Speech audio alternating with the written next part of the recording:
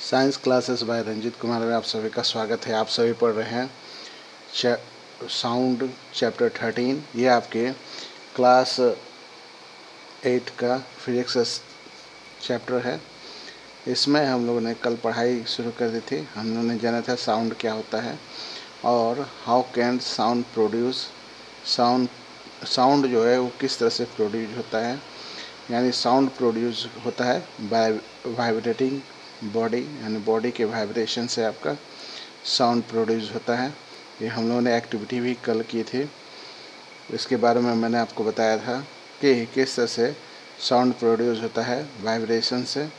और हम लोगों ने जल तरंग वगैरह भी देखा था, कुछ इंस्ट्रूमेंट्स की चर्चा हुई थी और हम लोगों ने जाना था कि इस इंस्ट्रूमेंट में कौन सी चीज़ें वाइब्रेट करती हैं। फिर हम लोगों ने आगे भी जाना था कि हम लोग कैसे बातें करते हैं। साउंड जो है हम लोग के मुंह से कैसे निकलता है, वोकल कॉर्ड्स वगैरह जो है, साउंड बॉक्स, ये सब बातें कल की थी हम लोगों ने जाना था कि हमारे गले में आपका वोकल कॉर्ड्स होता है जो विंड पाइप से जुड़ा होता है। इसी में आपके वाइब्रेशन होते हैं जिससे हम मुंह से आवाज़ निकलती है। आज हम लोग आज कुछ स्पेशल पढ़ने जा रहे हैं। Sound need a medium for propagation, यानी कि साउंड को प्रोड्यूस होने के लिए आपको मीडियम की आवश्यकता पड़ती है। बिना मीडियम के साउंड जो है प्रोड्यूस नहीं होता है। मैंने एक जगह से दूसरे जगह मूव नहीं करता, प्रोड्यूस तो हो जाएगा लेकिन आपका मूव नहीं होगा, एक जगह से दूसरी जगह मूव नहीं होगा। When you call up your friend who is standing at a distance, your friend is able to hear your voice. How does the sound travel here? आप अपने दोस्त को बुलाते हो उसके नाम से, राहुल, श्याम, रोहन, सुनीता, अनीता, है ना, रिया, धिया, जिया, इस तरह से आप बुलाते हो तो वो आपकी आवाज़ को सुनता है और उसके बाद फिर वह रिप्लाई करता है और आपके बुलाने पे आ जाता है। लेकिन कभी आपने सोचा है कि साउंड जो है आपके मुंह से उस तक कैसे पहुंची? चलिए तो हम लोग इस बात को समझने के लिए एक्टिविटी 13.7 करने जा रहे हैं। टेक ए मेटल और glass tumbler, make sure that it is dry, place a cell phone, एक सेल फोन लेना है और इसको क्या करना है, सेल फोन को कवर कर देना है प्लास्टिक वगैरह से। तो देखिए कह रहा है, remember that the cell phone must not kept in water. मैंने आपको मालूम होना चाहिए कि सेल फोन जो होता है, मोबाइल फ़ोन जो होता है, इसको आप पानी में नहीं डाल सकते। Ask your friend to give a ring on this cell phone and another cell phone, listen to the ring carefully. तो आप एक काम कर सकते हैं, इसके अपने दोस्त को कहिए कि इस सेल फोन के नंबर पे आप को रिंग करें और आप इसके वाइब्रेशन को स्पष्ट तौर पे सुन सकते हैं। Now surround the rims of the tumbler with your hand, put your mouth on the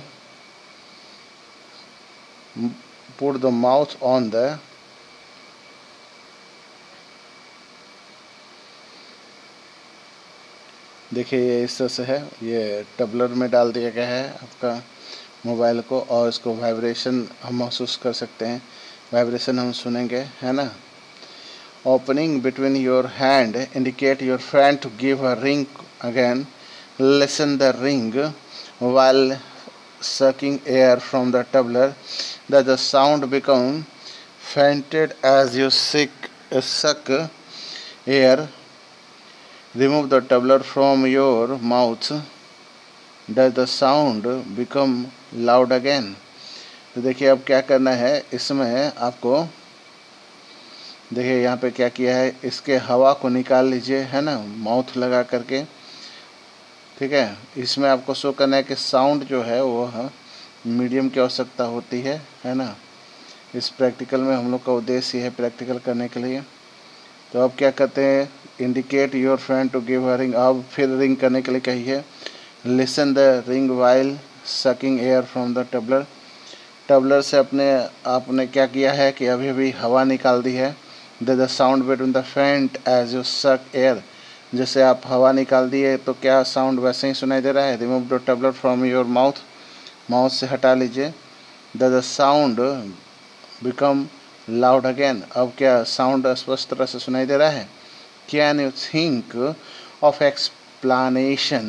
Is it possible that decreasing amount of air in tumbler has had something to do with decreasing loudness of the ring?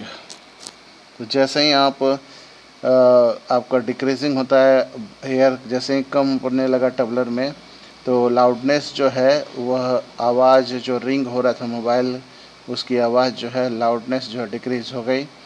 Indeed, if you had been able to suck all the air in the tumbler, the sound would stop completely. अगर आप ऐसा कर सकते कि पूरी की पूरी हवा जो है वह टबलर से निकाल लें तो आवाज़ ख़त्म हो जाएगी, सुनाई भी नहीं देगा। Actually, sound needs a medium to travel. Sound जो है उसको मीडियम चाहिए ट्रैवल करने के लिए। When air has been removed completely from a vessel, vessel से निकाल दिया जाए पूरी तरह से हवा को, it is said that there is a vacuum in the vessel, यानी वेसल को पूरा का पूरा वैक्यूम बना दिया जाए, हवा एक भी नहीं रहने दिया जाए, थोड़ा भी नहीं रहने दिया जाए, तो ऐसे में क्या होगा, the sound can not travel through a vacuum, sound जो है वैक्यूम में ट्रेवल नहीं करती। तो does sound travel in liquid? Let us find out. अब हम लोग चेक करेंगे क्या साउंड जो है लिक्विड में ट्रेवल करती है। टेक अ बकेट और बाथ टब ले लेना है, फिल विथ क्लीन वाटर, साफ पानी से उसको भर दीजिए। Take a small bell in one hand, shake this bell inside the water to produce sound, make sure that the bell does not touch the body of the bucket or tub। अब इसको सुनने की कोशिश कीजिए। Sound travel through water, ठीक है। तो आप क्या देखते हैं, place your ear gently on water surface, be carefully, water should not enter you in your ear. Can you hear the sound of the bell? Does it indicate that the sound can travel through liquid? Oh, that is how whale and dolphin might be communicate underwater. Let us find out the sound can travel through solid also. जैसे आप घंटी लेकर के बजाते हैं पानी के अंदर और ध्यान पूर्वक कान से उसको सुनते हैं, कान में आपके पानी ना चल जाए, ध्यान दीजिएगा, तो आपको स्पष्ट तौर पे बेल की घंटी सुनाई पड़ेगी। तो हम लोग अब जानेंगे यही कारण है कि आपके डॉल्फिन और वेल जो है इसी तरह से वह जो है अपने दूसरे डॉल्फिन या वेल से बात करते हैं, कम्युनिकेट करते हैं। क्या साउंड आपका सॉलिड में भी ट्रैवल करता है क्या? तो ये इसको जानने के लिए हम लोग एक्टिविटी 13.9 करेंगे। टेक अ मीटर स्केल और a long metal rod and hold it one end to your ear. Ask your friend to gently scratch or tape at the other end of the scale. तो आप एक काम करें, एक metre scale लीजिए और ये लॉन्ग मेटल रॉड लीजिए, होल्ड इसको होल्ड कीजिए, it's one end to your ear, उसको एक कान के छोर पे सटाइए और अपने दोस्त को जेंटली उसको स्ट्रेच करने के लिए कहिए और tap at the other and, दूसरे एंड को आप टैप कर दीजिए एंड ऑफ द स्केल, जैसा फिगर में दिया हुआ है। तो आपको क्या महसूस होता है? Sound travel through a metre scale. Can you hear the sound of the scratching? क्या आपको स्क्रैचिंग का आवाज़ सुनाई देगा? तो आपका जवाब क्या होगा? Ask your friend around you if you they able to hear the same sound, और अपने दोस्त से भी पूछिए क्या उन्होंने इसका आवाज़ सुना। तो आपको मालूम होना चाहिए कि साउंड जो है वह किस से मूव करता है। तो सॉलिड, लिक्विड और गैस तीनों मीडियम में करता है, ठीक है। तो You can also perform the above activity by placing your ear at the end of long wooden or metallic table and asking your friend to gently scratch at the end of the table. तो ये आप table पे भी कर सकते हैं। यहाँ पे आपका दोस्त है जो स्क्रैच कर रहा है और आप यहाँ पे कान लगाकर उसकी आवाज़ को सुन सकते हैं टेबल में स्पष्ट रूप पे। Sound can travel through solid. इससे आपको मालूम चल गया साउंड जो है वह सॉलिड में ट्रेवल करता है। We found that sound can travel through wood और मेटल। लकड़ी और मेटल में भी ट्रेवल करता है। In fact sound can travel through any solid. मैंने साउंड जो है किसी तरह के सॉलिड में ट्रेवल कर सकता है। You can perform interesting activity to show the sound can also travel through string. धागों से भी ट्रेवल करता है। Have you ever made a toy telephone, जो कि फिगर 13.14 में शो किया है। Can you say that sound can travel through strings. Sound जो है वह धागों से सुनाई पड़ता है। ये देखिए धागा से होकर के जा रहे हैं। ये आपका टॉय टेलीफोन है। इसमें क्या है कि अपने दोस्त को एक हिस्सा दे देते हैं, एक डिब्बा रहता है, डिब्बे से इसको अंदर से एक छेद करके और उसके बाद इसको गांठ लगा देते हैं। फिर दूसरी तरफ जो है उसी तरह का एक डिब्बा रहता है जिसमें वही सेम कर देते हैं और आपका दोस्त एक बार बोलेगा तो आपको सुनाई देगा, फिर आप एक बार बोलेंगे तो आपका दोस्त सुनेगा। इससे टॉय टेलीफोन हो गया। We have learn so far that vibrating objects produce sound and it is carried in all directions in a medium. How do we hear it?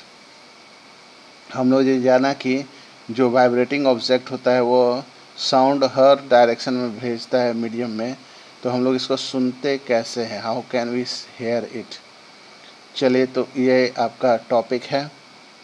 We hear sound through our ear. हम लोग अपने कान के द्वारा आवाज़ सुनते हैं। The shape of outer part of the ear is like a funnel. एक फ्यूनल की तरह होता है, एक कूप की तरह होता है हम लोग का कान का जो बाहरी हिस्सा होता है। When sound enter in it, जब साउंड इसके अंदर प्रवेश करता है, it travel down a canal at the end which a thin membrane is stretched tightly. It is called eardrum. तो जो बाहरी कण होता है, बाहरी कान होता है, फ्यूनल की तरह होता है। फिर आपका कैनल की तरह जो है आपका थीन मेम्ब्रेन स्ट्रेच होता है टाइटली, इसको एयर ड्रम कहते हैं। It perform an important function to understand what the eardrum does. Let us build a tin can model of the eardrum. तो यह परफॉर्मेंस बहुत ही महत्वपूर्ण जो है एयरड्रम का रोल है। हमें कोई आवाज़ सुनाई देने के लिए, मैं बोल रहा हूँ आपको सुनाई दे रहा है, तो इसमें एयरड्रम की बहुत ज़्यादा उपयोगिता है। इस चीज़ को समझने के लिए हम लोग एक एक्टिविटी करेंगे और एक मॉडल बनाएंगे टीन का, है ना, उससे हम लोग इस चीज़ को समझ पाएंगे। तो एक्टिविटी है ये 13.10। टेक अ प्लास्टिक और टीन कैन। प्लास्टिक या टीन के कैन को लेते हैं, कट इट्स एंड, उसके किनारों को काट देते हैं। Stretch a pipe of rubber, piece of rubber, rubber balloon के एक पीस को हम लोग उसको स्ट्रेच कर देते हैं across one end of the can and fasten it would a rubber band। तो हम लोग क्या करेंगे, स्ट्रेच कर देते हैं रबर बलून को अक्रॉस करके एक एंड में। That can be fastened with the rubber band। Put 4 or 5 grains of dry creel on the stretch rubber। तो जो आपका खींचा हुआ रबर है उस पर आप कुछ अनाज जो है वो रखते हैं, ग्रेन्स रखते हैं। Now ask your friend to speak hurry. अपने दोस्त को आप बोलने के लिए कहते हैं कि वो बोले ह्यूरी बोले, है ना। From the open and, figure 13.15। Observe what happen the grain में क्या होगा, why do the grain jump up over. तो आप देखेंगे कि जो अनाज है वह ऊपर जंप करने लगा, ऐसा क्यों हुआ। देखिए बोल रहा है, कुछ भी चीज़ बोली है ना, तो ये जंप करने लगा, इसमें जो अनाज है वह जंप करना शुरू कर देगा। ऐसा क्यों हुआ है ना, ऐसा इसलिए हुआ कि ये आपके प्लास्टिक कैन एयर ड्रम, ठीक है, ये आपका एयर ड्रम है जो वाइब्रेट हो रहा है, आवाज़ से वाइब्रेट हो रहा है। इसी तरह से हम लोग के कान में भी एयर ड्रम है, जो साउंड जब भी प्रोड्यूस होता है तो ये वाइब्रेट होता है। The eardrum is like a stretched rubber sheet. Sound vibration make the eardrum vibrate. Sound जब भी आता है तो उसको वाइब्रेट करता है। ये फिगर 13.16 में आपको दिखेगा। The eardrum sends vibration to the inner ear.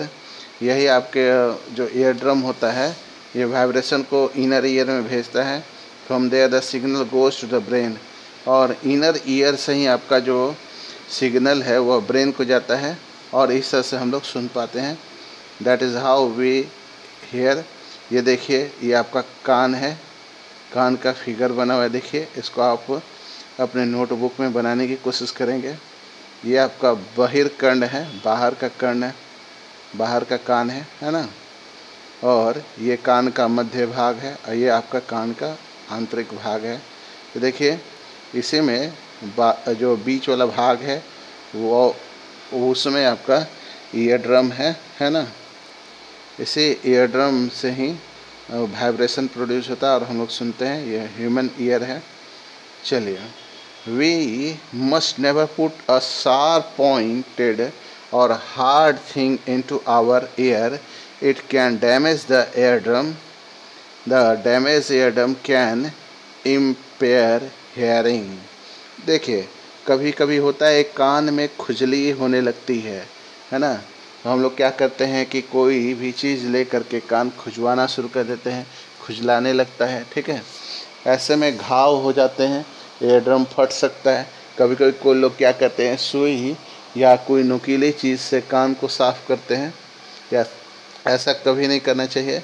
ये हमारे ईयर ड्रम को डैमेज कर देगा और ईयर ड्रम जो है कैन इम्पेयर हेयरिंग, और ईयर ड्रम जो है अगर आपका डैमेज हो जाएगा तो सुनने में तकलीफ़ होगी, सुनने में प्रॉब्लम होगा और धीरे धीरे सुनने की क्षमता भी खत्म हो जाएगी। अब आता है आपका साउंड की प्रॉपर्टीज़ ऑफ साउंड, है ना। साउंड की कुछ स्पेसिफिक प्रॉपर्टीज़ होती है, amplitude, time period and frequency of a vibration, है ना। ये एम्पलीट्यूड, टाइम पीरियड और फ्रीक्वेंसी जो होते हैं इनके बारे में हम पढ़ने जा रहे हैं। We have learn that the to and fro motion of an object as vibration. हम लोगों ने अब जान लिया कि कोई ऐसा मोशन हो जिसमें ऑब्जेक्ट अपने ही मीन पोजीशन, माने अपने पोजीशंस के ही ऊपर नीचे या आगे पीछे मोशन कर रहा हो, मूवमेंट कर रहा हो, तो उसको वाइब्रेशन कहते हैं, ठीक है। ये हम लोग जान चुके हैं। This motion is called oscillatory motion, इसको ऑक्सिलेटरी मोशन भी कहते हैं हम लोग, है ना। अब हम लोग आगे बढ़ते हैं इस क्रम में। You have already learn in classes about the oscillatory motion and its time period. इससे पहले भी आप नीचे क्लास में ऑक्सिलेटरी मोशन और टाइम पीरियड के बारे में जाने हैं। चलिए, the number of oscillation per second is called frequency of oscillation, यानी कि एक बार में कितना ऑक्सिलेशन हो जाता है, ठीक है। एक बार में कितना वाइब्रेशन हो जाता है एक सेकेंड में, है ना। एक सेकेंड में कितना वाइब्रेशन, कितना ऑक्सिलेशन होता है, इसको फ्रीक्वेंसी ऑफ ऑक्सिलेशन बोलते हैं, ठीक है। ध्यान रहेगा। जैसे सपोज कीजिए कोई वाइब्रेशन कर रहा है, कोई ऑब्जेक्ट वाइब्रेशन कर रहा है, ठीक है, और एक सेकेंड में मान लीजिए 10 बार वाइब्रेशन करता है, तो उसकी फ्रीक्वेंसी हो जाएगी 10, है ना। लेकिन अब 10 क्या होगा, 10 के पीछे क्या लिखेंगे। जैसे हम लोग वजन तौलते हैं तो केजी लिखते हैं, तो हम लोग 10 के बाद क्या लिखेंगे, हर्ट्ज। क्या लिखेंगे, हर्ट्ज। जैसे कोई पूछेगा कि फ्रीक्वेंसी क्या है तो हम लोग हर्ट्ज में बोलते हैं, ठीक है। तो फ्रीक्वेंसी का जो सिंबल होता है वो Hz यानी हर्ट्ज बोलते हैं इसको, ठीक है। ए फ्रीक्वेंसी 1 हर्ट्ज इज़ 1 ऑक्सीजन पर second.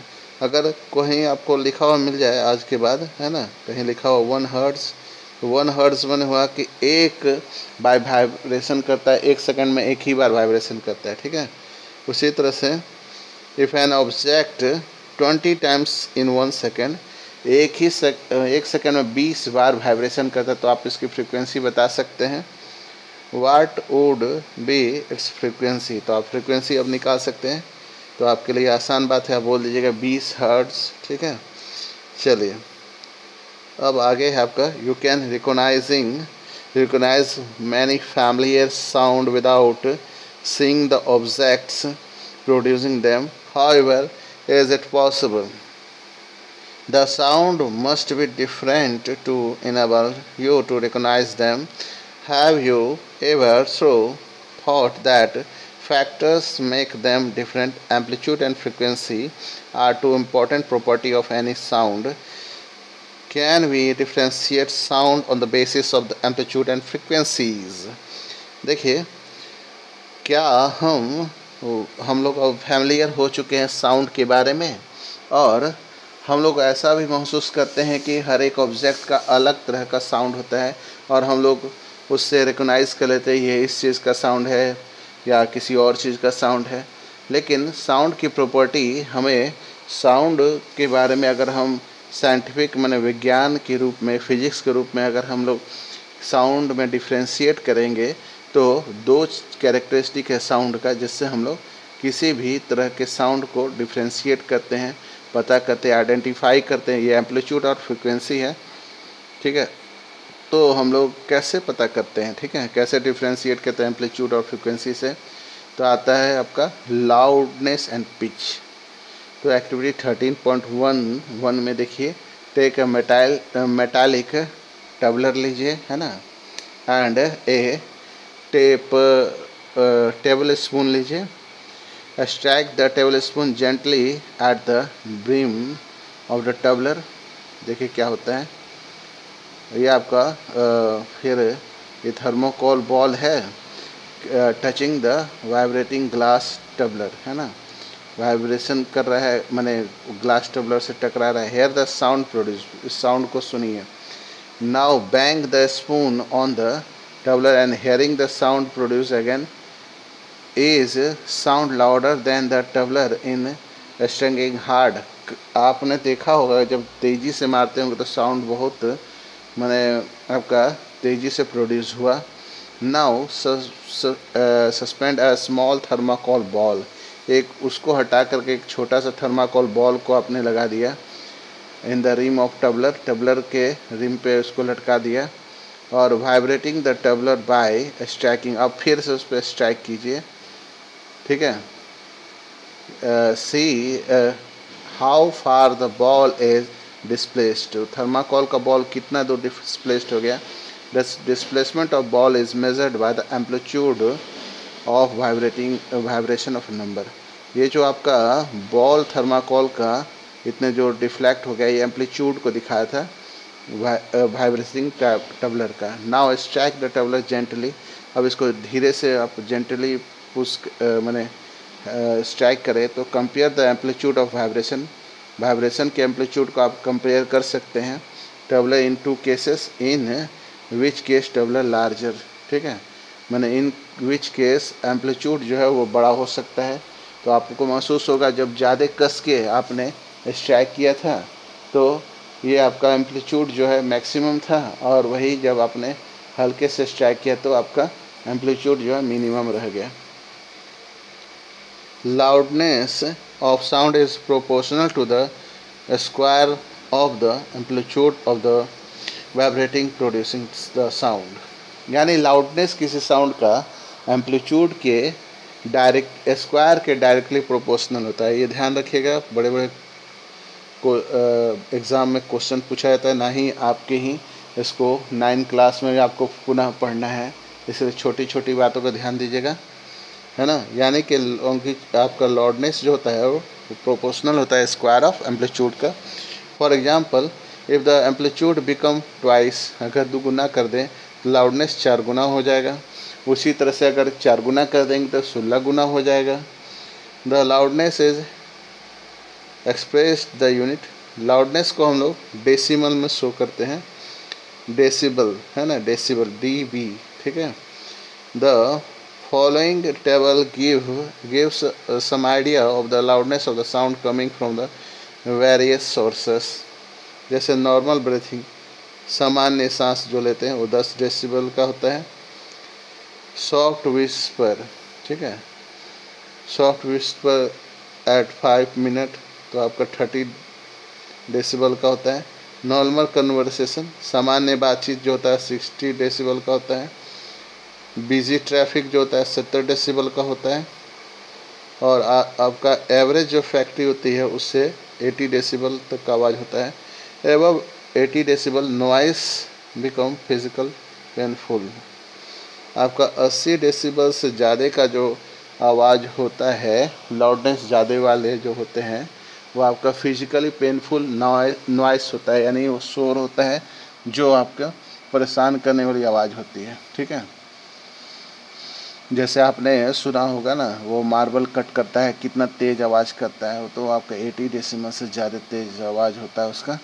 The loudness of sound depend on the it's amplitude, आपको ध्यान हो गया कि लाउडनेस जो होता है एम्पलीट्यूड के पे डिपेंड करता है। When amplitude of the vibration is large the sound produce is loud, यानी कि एम्पलीट्यूड जब हार्ड होगा the sound produce is loud, तो इसका amplitude is small the sound produce is फीडेबल।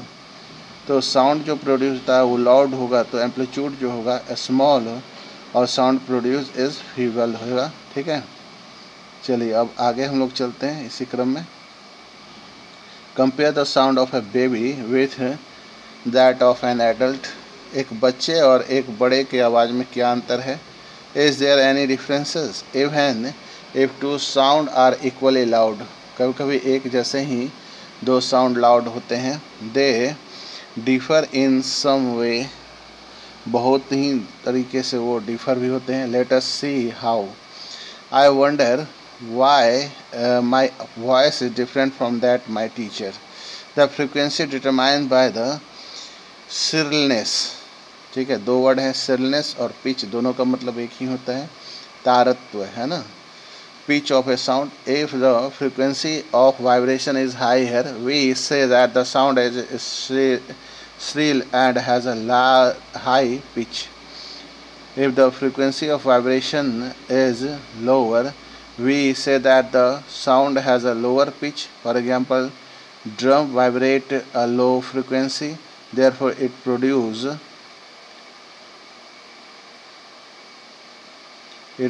low pitched sound.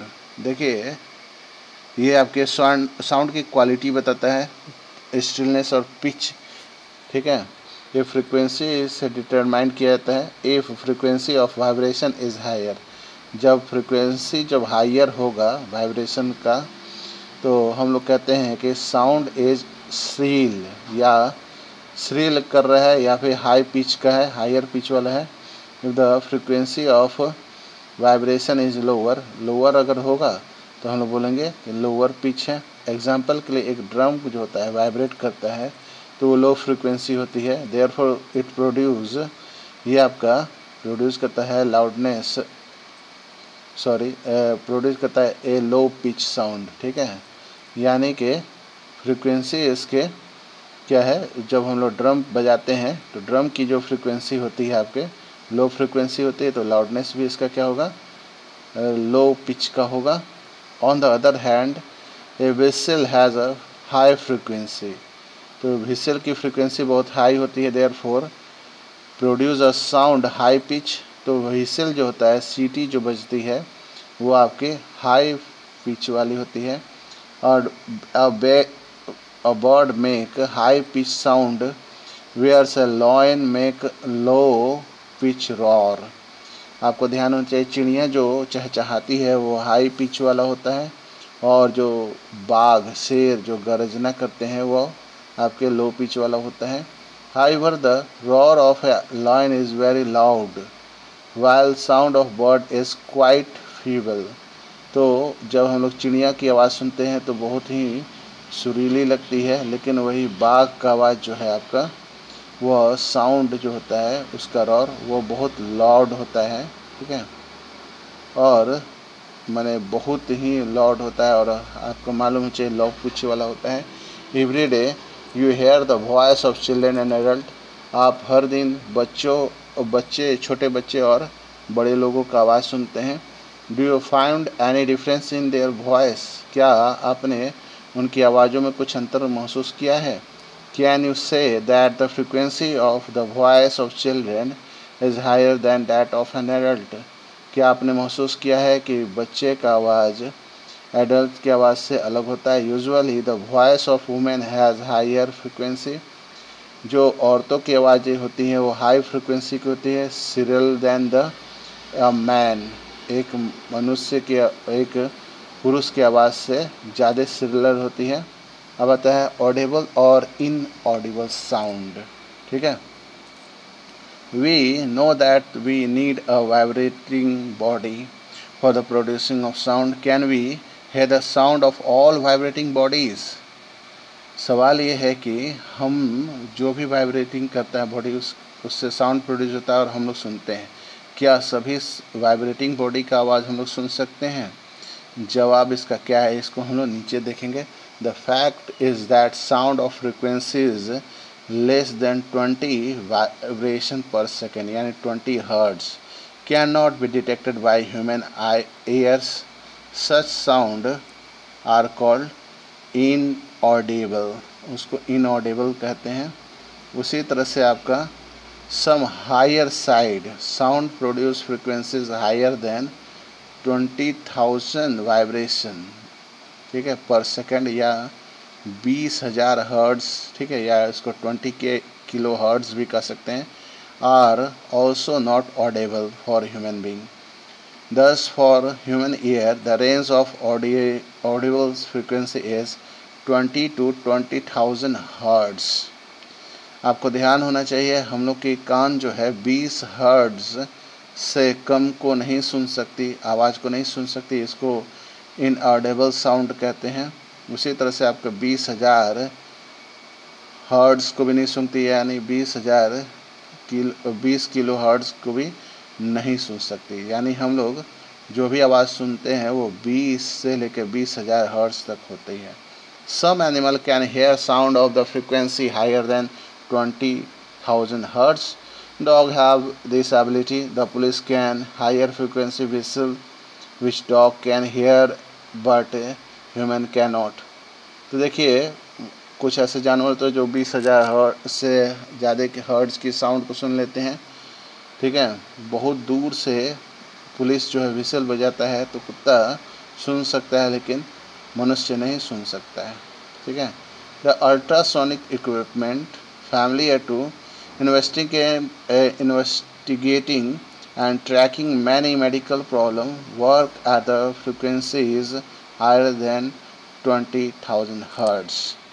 तो आपके अल्ट्रासोनिक जो इक्विपमेंट होते हैं जिसके बारे में हम लोग को मालूम है ही कि वो जांच वगैरह के लिए होता है, वो इन्वेस्टिगेटिंग करने के लिए और ट्रेसिंग करने के लिए मेडिकल प्रॉब्लम के लिए काम लिया जाता है। तो उसकी फ्रिक्वेंसी 20,000 हर्ट्ज तक होती है, चलिए उससे ज़्यादा तक होती है, ठीक है। नॉइस एंड म्यूज़िक के बारे में हम लोग जान लें। We hear different type of sound around us. Is the sound always pledging?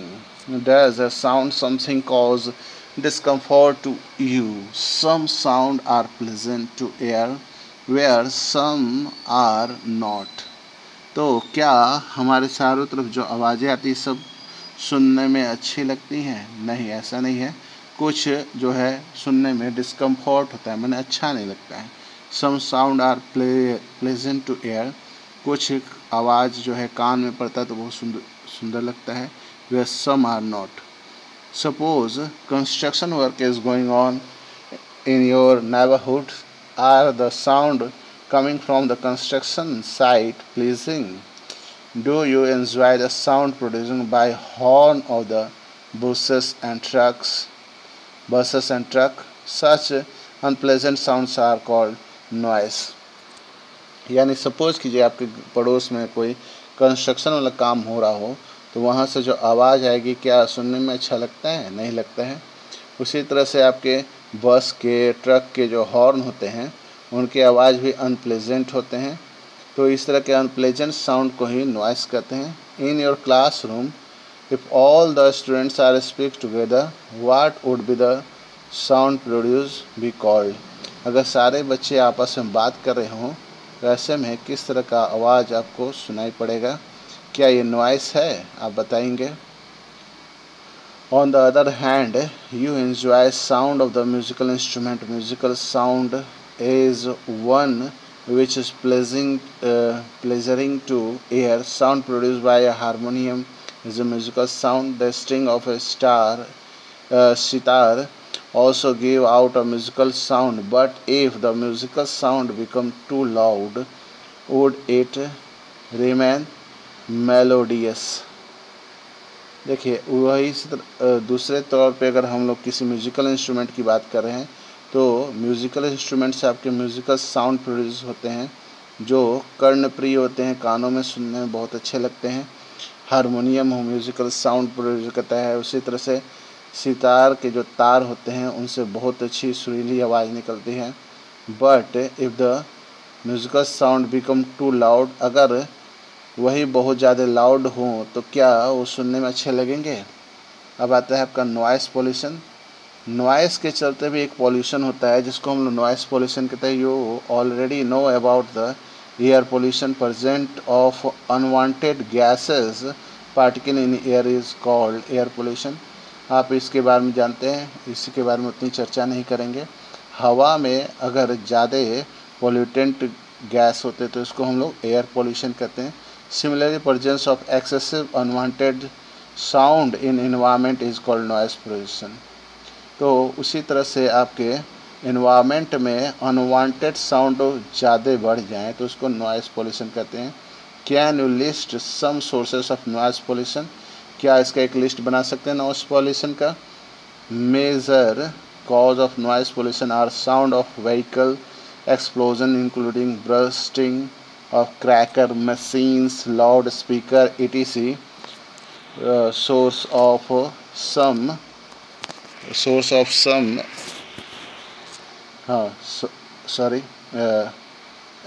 आपके bursting of cracker machine, loudspeaker, etc. What source in home may lead the noise? देखिए हमारे चारों तरफ बहुत ऐसे सोर्स हैं जो आपके अनवांटेड साउंड प्रोड्यूस करते हैं, जैसे गाड़ी के हॉर्न हो गए, एक्सप्लोजन, पटाखों की आवाज़ हुई, मशीन्स की आवाज़ हुई, लाउड स्पीकर की आवाज़ हुई। व्हाट सोर्स इन होम में लीड टू नॉइस? घर में भी आपके नॉइस पोल्यूशन फैलाने वाली चीज़ें हैं, जैसे टेलीविज़न हो गया, transistor, radio at high volume, some kitchen appliances, desert cooler, air conditioner और कंट्रीब्यूट टू नॉइस पोल्यूशन। यहाँ तक कि आपने अभी जो मोबाइल दिखा है वो भी, मोबाइल भी एक तरह से नॉइस पोल्यूशन फैलाता है। इसमें हम लोग एयरफोन लगा करके और काफ़ी तेज़ आवाज़ में सुनते हैं, ये भी हमारे कानों को नुकसान पहुँचाता है। अब है क्या नुकसान पहुँचते हैं इन सब से, है ना? नॉइस पोल्यूशन से हमें क्या नुकसान होगा? Do you know that the presence of excessive noise in surrounding में cause of many health related problem, lack of sleep, आपके hypertension, high blood pressure, anxiety and many more health disorders में because by noise pollution. A person who is expose to loud sound continuously may get temporary or even permanently impairment of hearing। आपको मालूम होना चाहिए noise pollution से क्या नुकसान है। Noise pollution से आपके हाइपरटेंशन, हाई ब्लड प्रेशर की बीमारी होती है, एनेक्सिटी होता है और बहुत सारे हेल्थ डिसऑर्डरनेस होते हैं। यहाँ तक कि अगर एक व्यक्ति लगातार नॉइस पोल्यूशन में रहता हो, नॉइस पोल्यूशन से उनको इम्पायरमेंट ऑफ हियरिंग यानी उनके सुनने की क्षमता भी खो जाती है, पागल भी हो सकते हैं लोग, है ना? Measuring of limited noise pollution, measures to limited noise pollution. तो इसके लिए क्या करना चाहिए? To control noise we must control the source of noise, हमें सोर्स ऑफ नॉइस को कम कर देना चाहिए। How can this be achieved? For this silencing devices इस्तेमाल करना चाहिए। Must be install in aircraft engine, aircraft engine में जो आपके नॉइसिंग जो नॉइस को कम करने वाली जो चीज़ें होती हैं वो लगे होने चाहिए। ट्रांसपोर्ट व्हीकल में भी लगे होने चाहिए। Industries machines and home appliances में भी इन सब का व्यवहार होना चाहिए।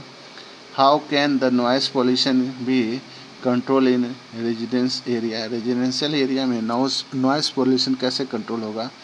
All noisy operation must be conducted away from any residential area.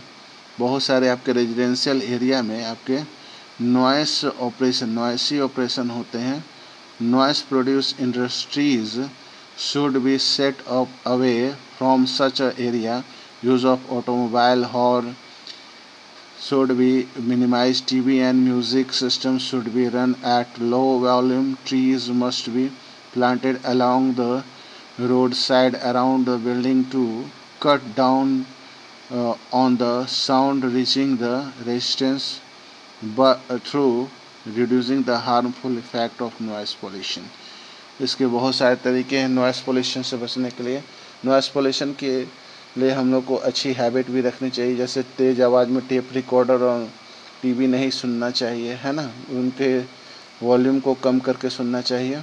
फिर क्या है कि नॉइस पोल्यूशन जो है आपका इंडस्ट्रीज़ वगैरह इंडस्ट्रियल एरिया से कम आए, तो इसके लिए क्या है कि आसपास पेड़ पौधे लगे होने चाहिए जिससे वो साउंड को एब्जॉर्ब कर ले।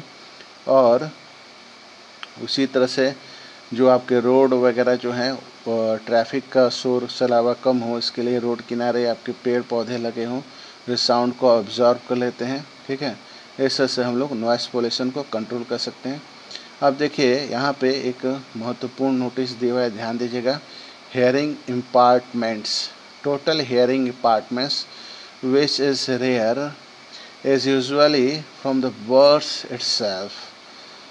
आपको मालूम होना चाहिए टोटली हेयरिंग इम्पार्टमेंट मैंने टोटली लोग नहीं सुनते हैं, एज रेयर बहुत कम होते हैं। इज़ यूजुअली बर्ड्स इटसेल्फ मैंने जन्म से भी हो सकता है। Partially disable ability is generally the result of A disease और इंजरी और एज। समय बीतने पर मैंने ज़्यादा उम्र के हो जाने पर या कोई बीमारी हो या कहीं इंजरी हो गया हो कान में, तो सुनने में समस्या होती है। Children with impaired hearing need special care, जो बच्चे सुन नहीं सकते उनका स्पेशल ध्यान रखना चाहिए।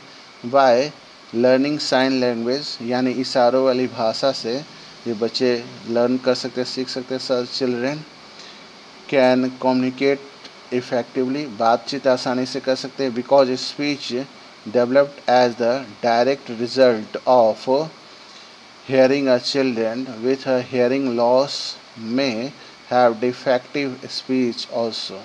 मैंने कहने का तात्पर्य यह है कि स्पीच डेवलप उनका होता है डायरेक्ट रिजल्ट ऑफ हेयरिंग, सुन करके। ए चिल्ड्रन हेयरिंग लॉस, अगर एक बच्चे का पूरा सुनने की क्षमता कम हो जाए तो उसका स्पीच जो है डिफेक्टिव हो जाता है, बर्बाद हो जाता है। टेक्निकल डिवाइस कुछ आते हैं हेयरिंग इम्पेयर, उसी के बारे में हम लोग को जानना है। ये आपके हेयरिंग इम्पार्टेड होते हैं, इम्पेयर्ड्स होते हैं। ठीक है, इसको कान में लगा देते हैं। Have made it possible for such person to improve their quality of life, उनके जीवन को बदलाव लाता है जो सुनने में असमर्थ होते हैं। Society can do much to improve the living environment for the hearing impaired and have them live normal life।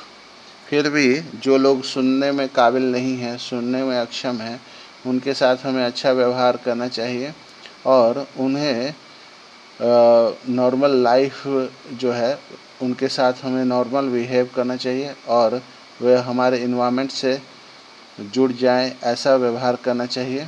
ठीक है, अब हम लोगों ने ये चैप्टर ख़त्म कर दिया। अब हम लोग अगले वीडियो में इसका कीवर्ड करेंगे।